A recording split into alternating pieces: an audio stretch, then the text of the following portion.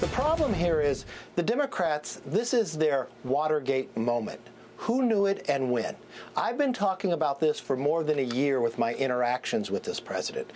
And Brian, remember, I have worked with 4 different presidents, 2 Republicans and two Democrats. I know what it is like to have a real moving Oval Office, that you really feel that you're at the center of power of the world.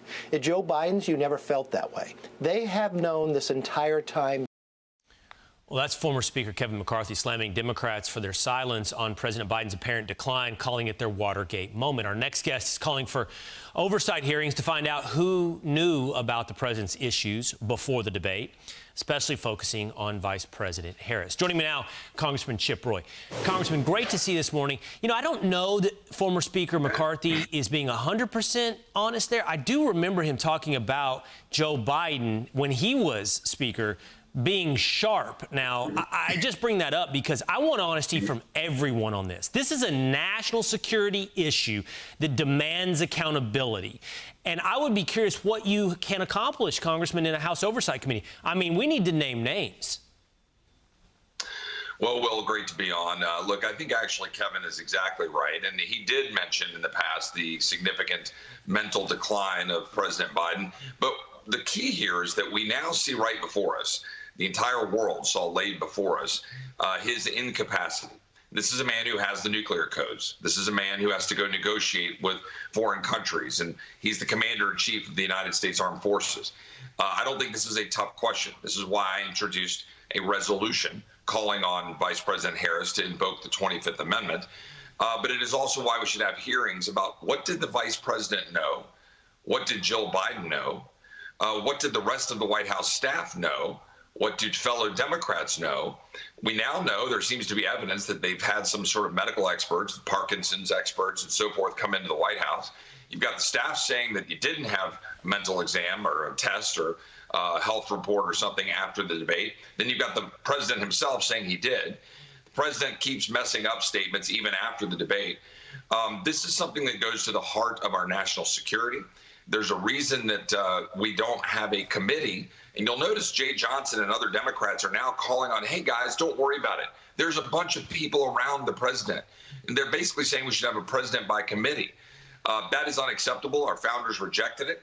It is deeply offensive and unconstitutional. So we should have hearings on it to get to the truth, because this is Kevin's right. This is one of the biggest cover-ups in the history of America. And we need to know who knew it and why they're complicit in it. I agree 100%, Congressman. I think it's just such a huge issue here.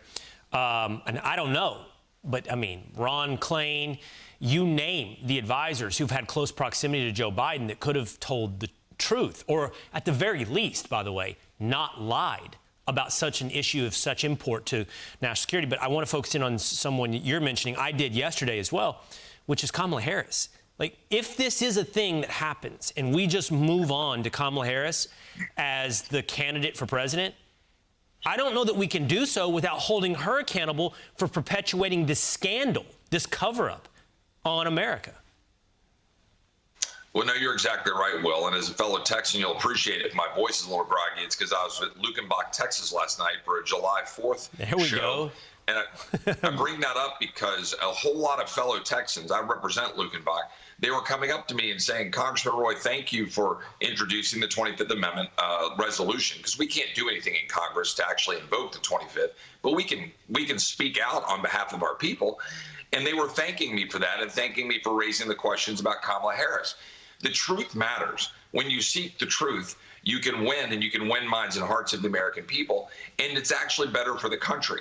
The American people need to know that this administration, including the vice president, has been lying to them.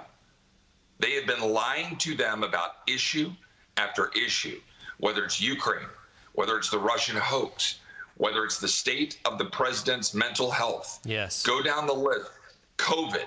They've been lying to the American people. They need to be called out for it. Republicans will do a great service to the country and will make sure that President Trump wins and that we can then come in and clean up the mess. But we have a duty to do the right thing here and call out President Biden for his declining mental health, Kamala Harris's complicity, Jill Biden's complicity, and we should make that clear to the American people. Luckenbach, for a long time, home of Willie Nelson's 4th of July picnic. So I'm glad you got to enjoy that. Whatever has inherited that mantle today in Luckenbach. Great town, great state of Texas. We're down there with Pat Green and Corey Morrow and a bunch of fellow Texans. Oh, there you go. A couple greats. I love those guys. All right. Congressman Chip Roy, thanks so much for being on Fox and Friends. Thanks, Will. God bless. All right. I'm Steve Ducey. I'm Brian Kilmeade. And I'm Ainsley Earhart. And click here to subscribe to the Fox News YouTube page to catch our hottest interviews and most compelling analysis.